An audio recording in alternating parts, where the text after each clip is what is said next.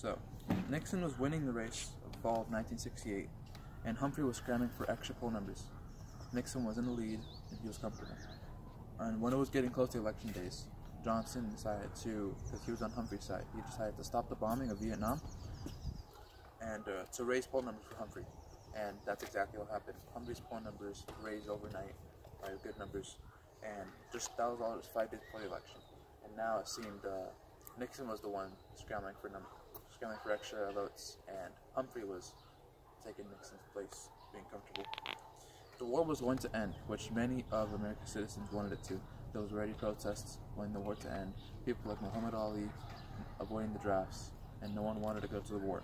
And it was going to end, which would help Humphrey. But Nixon did not want that. Instead, he wanted to prolong the war so that he could get elected. And what he did is he contacted the president of South Vietnam, President Saigon, and he negotiated with him to prolong the war so that when Nixon was elected, he would have better deals and better negotiations than what Humphrey would have had in Saigon's favor. And that's exactly what they did. So Nixon tried to do the president's job, which is treasonous. And because of Nixon's actions, the Paris peace talks were delayed 3 weeks because South Vietnam stalled, and they stalled over seating arrangements. So they were stalling, and it took 3 weeks, but they finally got it figured out. Russia decided to use a round table so that everyone would be okay and there would no be like sitting next to each other. And so that started Paris peace talks, and went on their way to peace with the Vietnam War.